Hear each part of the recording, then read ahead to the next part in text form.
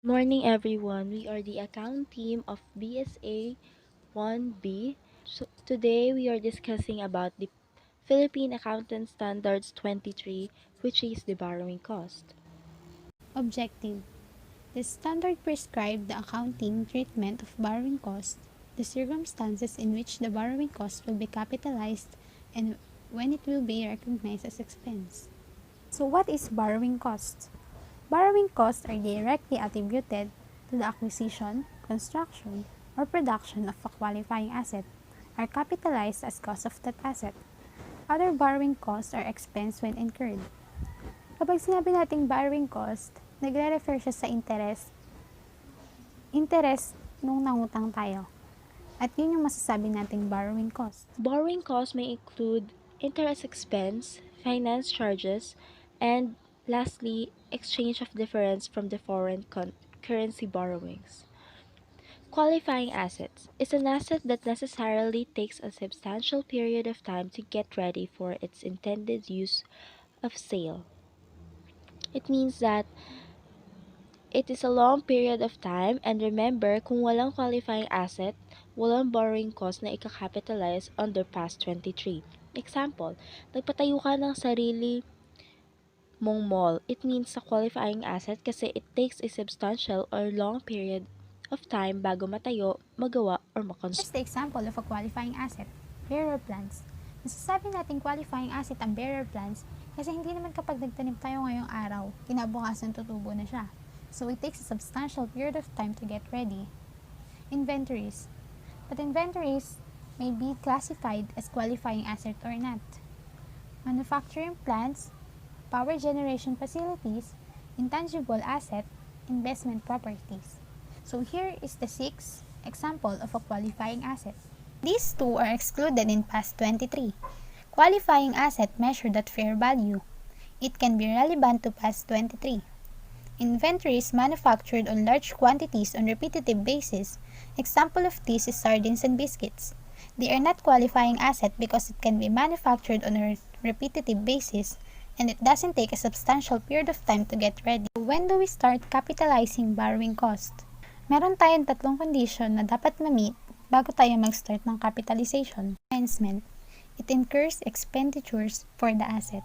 Ito yung kapag nangutang tayo is ginamit agad natin siyang pambili ng gamit para sa pinapatayo nating business. Incurs borrowing cost. Is interest function of time?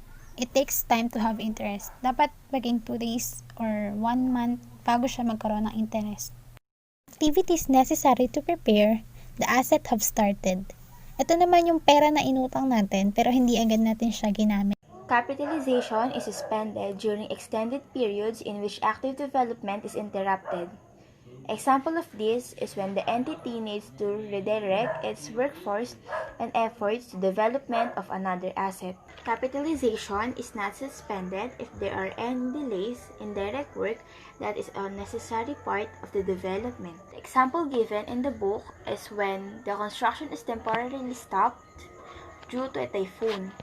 Borrowing costs are no longer capitalized when substantially all the activities are complete. Accounts for borrowing costs includes assets financed by specific borrowing, assets financed by general borrowing, assets financed by both specific and general borrowing, and lastly, specific borrowing that was used for general purpose. Specific borrowing refers to funds borrowed specifically for the purpose of obtaining a qualifying asset. To compute for the specific borrowing, all we need is the capitalized borrowing cost is equal to actual borrowing minus the investment income. Actual borrowing is computed as principal multiplied by the rate, where principal is amounted to 1 million and the rate is 10%. Simply multiply the two and you can get 100,000 that will be subtracted to the investment income, which is 20,000, and you will get a total of 80,000. The next slide is about general borrowing. General borrowings are those obtained for more than one purpose. Example given: the acquisition or construction of a qualifying asset and some other purposes. Flash on your screens as an example of general borrowings.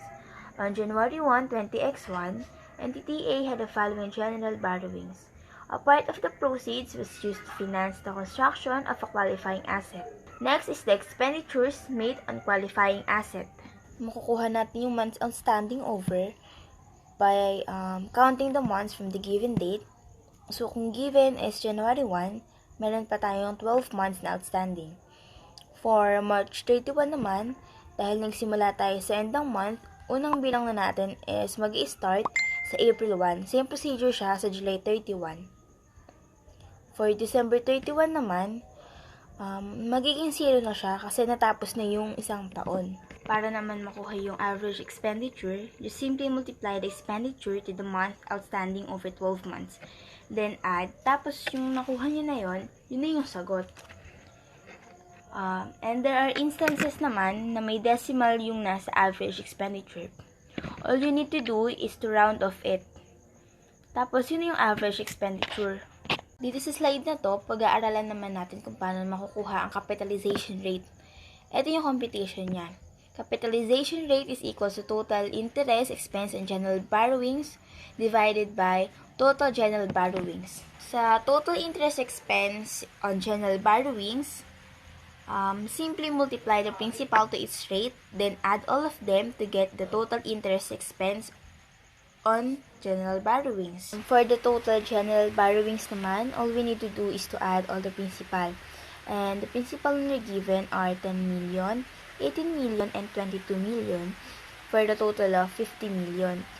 And then, after that, divide the total interest expense on general borrowings to the total general borrowings to get the capitalization rate, which is 14.48%. And after getting the capitalization rate, pwede na natin makompute yung capitalizable borrowing cost. All we need to do is to multiply the average expenditure by capitalization rate na nakuha na natin parehas kanina. So, average expenditure na 9,258,333 times 14.48 na capitalization rate is 1,340,607. Yun na yung ating capitalizable borrowing cost. Disclosure: the amount of borrowing cost capitalized during the period. The capitalization rate used to determine the capitalizable borrowing cost.